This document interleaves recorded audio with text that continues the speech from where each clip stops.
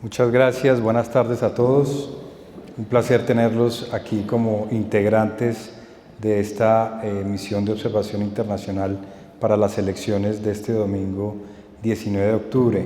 Un saludo a los compañeros de panel que me acompañan en este momento, a la doctora Fabiola Márquez, magistrada del Consejo Nacional Electoral, miembro de la gran institución que agrupa a las magistradas de todo el continente americano, AMEA, al igual que a la doctora Idaris Yolima Carrillo, ex magistrada del Consejo Nacional Electoral, amiga de esta casa y procuradora delegada para los asuntos electorales, al querido y distinguido licenciado Máximo Saldívar, director de AIFES y gran luchador por los procesos democráticos de nuestros países, y a Leandro Querido, director de Transparencia Electoral.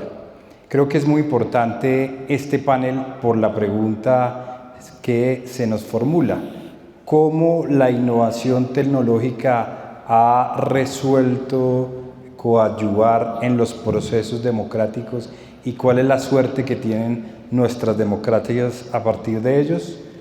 Resulta ser ineludible la realidad actual, una realidad que no tiene evasivas. Los procesos tecnológicos mundiales han ido acaparando toda la atención de los fenómenos electorales y con esto también de la justicia electoral. Hoy es muy diferente el Internet, como en su acepción más disruptiva, cómo se comunica, cómo se disputa la voluntad ciudadana, cómo se hace política. Eso ha cambiado fundamentalmente a partir de todos estos procesos tecnológicos y de las redes sociales fundamentalmente. El tema de la propaganda electoral en nuestro país, en otros tiempos que se estaba circunscrito a las diferentes formas de comunicación tradicional, la radio, la televisión, los espacios físicos, ha migrado a este fenómeno de las redes sociales, donde se multiplica, se segmenta la información con una rapidez que no tiene forma de acapararse. Es así que las redes sociales, TikTok, Facebook, Instagram, pues tienen una rapidez y se hace con una rapidez y con un contenido económico menor a como se hacía antes. ¿Qué sucede en nuestras latitudes, en este hemisferio occidental, sobre todo en Colombia? Que existe una suerte de regulación que está todavía en paradigmas del siglo XX. Parece ser que la regulación no ha migrado al siglo XXI. Todavía escudriñamos lo que sucede en la radio, lo que sucede en la televisión, lo que sucede en los espacios físicos, pero en las redes sociales existe una completa disonancia entre lo que sucede en la realidad y realmente lo que debemos regular como entidades que administramos justicia electoral. En la era digital es claro que existe una forma de multiplicación de la información y se hace a menor costo, pero con unas, implicaciones muy fuertes y rotundas. Existe desinformación, existen discursos de odio, existen noticias falsas. En ese contexto justamente de transformación comunicativa es que nos vemos abocados a estas elecciones que se van a realizar el 19 de octubre. Jóvenes que van a participar, sí, para la construcción de unos consejos de juventud. ¿Y qué es lo que van a hacer ellos? Justamente buscar esa conciencia y esa vigilancia ciudadana que debe tener la juventud frente a estos, escenarios de participación. Esto no es una elección más, esto hay que decirlo, es una elección en la cual debemos empoderar a la juventud. ¿Y cómo empoderamos a la juventud? Dándoles estas herramientas de participación. No se trata, en este caso, de cuando intentamos regular la tecnología, de censurarla, simplemente de generar una regulación más moderna, más consciente y más efectiva que esté al alcance de la ciudadanía. Luego de esta breve introducción, entremos al caso en específico y a la pregunta en concreto. ¿Qué debemos hacer a partir de la innovación tecnológica y cómo podemos corroborar, digamos, estos principios que deben salvaguardar los procesos electorales? Hay que recurrir entonces a que la regulación sea específicamente y atinente a conseguir transparencia, a tener accesibilidad, equidad y sobre todo que las elecciones estén libres de manipulación. Por eso es importante entonces decidir en primera medida generar unas notas de transparencia claras frente a la propaganda electoral en línea, evitando con esto la segmentación y la microsegmentación. A esto están llamadas siempre las redes sociales, a ir segmentando la población y a irla microsegmentando, y eso no tiene ningún control, se escapa del control de las entidades que administramos justicia electoral. Para ello, ¿qué se debe hacer? Para ello siempre se debería solicitar autorización de los ciudadanos que son usuarios de esas redes sociales. Y esto también me lleva a decir entonces, frente a esta pregunta, que es importante entonces prohibir el tratamiento de datos, sobre todo los sensibles, los relacionados con las creencias ideológicas, con las creencias filosóficas, con las relaciones que tengan los seres humanos en comunidad, con sus preferencias sexuales. Esas preferencias y todo ese contenido ideológico que tiene una persona no se debe utilizar con fines políticos, y por eso es importante hacer hincapié en ello.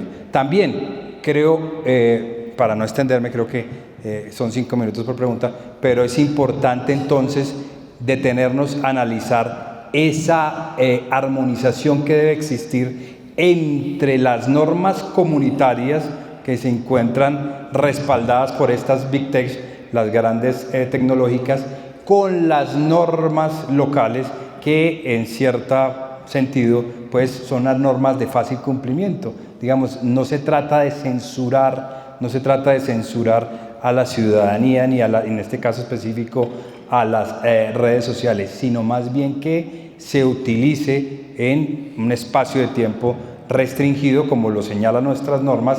60 días antes de la elección se deben hacer este tipo de publicaciones. Yo creo que esto es absolutamente importante para ir concientizando en esto. Y cierro esta primera pregunta con esto.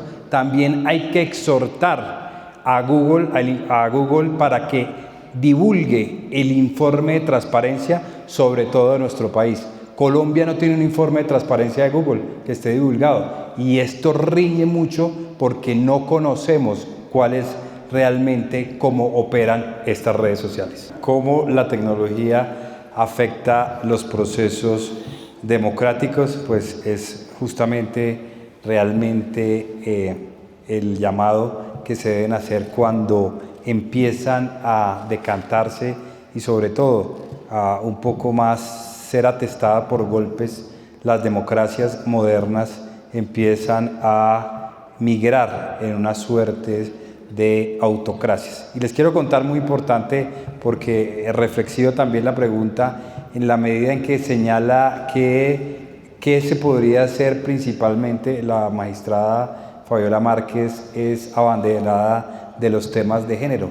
Les cuento que para la próxima sala de nuestro Consejo Nacional Electoral aplicamos por primera vez la ley que se reformó, o que más bien se aprobó el año pasado y que se empezó a aplicar este año, con una ponencia en la cual estamos solicitándole a un congresista, sin mencionar el nombre, que hizo unos tratos muy vejaminosos contra una mujer congresista también. Le estamos en la ponencia obligándolo a que retire todos esos señalamientos que ha hecho frente a esa otra congresista. Los dos son representantes a la Cámara, porque ha superado realmente el umbral de lo que se llama y lo que se permite en Colombia, la libertad que tienen los congresistas de opinar. La persona, un hombre, se pasó con los comentarios que hizo hacia una mujer, y por eso también nosotros como Consejo Nacional Electoral debemos ser los abanderados en esto. Les cuento entonces que por primera vez llevamos a la próxima sala una medida que vamos a adoptar, si es que el seno de la corporación así lo decide, frente a un congresista que ha hecho un lenguaje, que ha utilizado un lenguaje inapropiado contra otra par suya.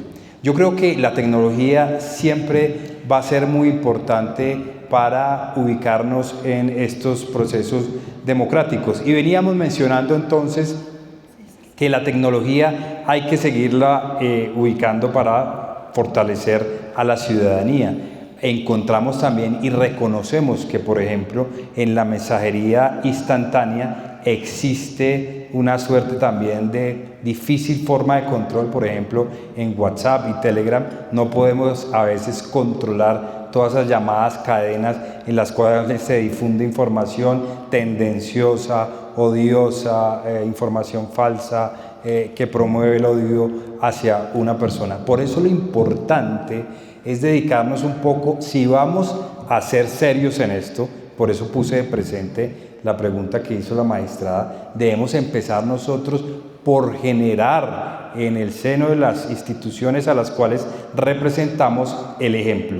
Si nosotros, el día decisivo de la siguiente semana, en la cual tomemos una decisión sobre esto, empezamos a sancionar a las personas por el mal uso de las redes sociales, estaremos encontrando los caminos persuasivos para que los ciudadanos que se disputan el poder político lo hagan con responsabilidad. Y esto es muy importante, porque a la hora de verificar, de regular todas estas condiciones que se deben tener y también la metodología que se utiliza frente a los contenidos, pues nosotros como directos llamados representantes de la justicia electoral sí que lo debemos hacer. Es importante también establecer que si bien para estas elecciones existe una propaganda digital en la cual uno podría decir que existe una suerte de precampaña, porque toda la publicidad se adelanta siempre unos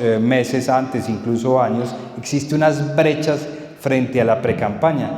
Imagínense ustedes la cifra muy importante, las cifras que ha dado ahorita Máximo sobre el uso de estas nuevas redes sociales y cuáles son los porcentajes también en que se accede a ellas.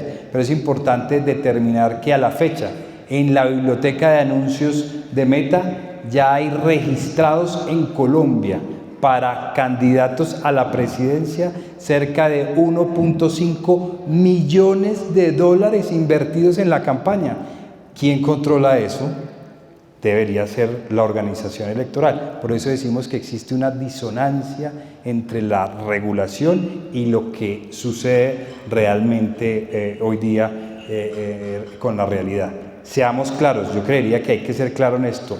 ¿Estamos dispuestos a utilizar la tecnología para vigilar al poder, o vamos a seguir dejando que la tecnología se use en beneficio de estas Big Tech y en contra de la ciudadanía?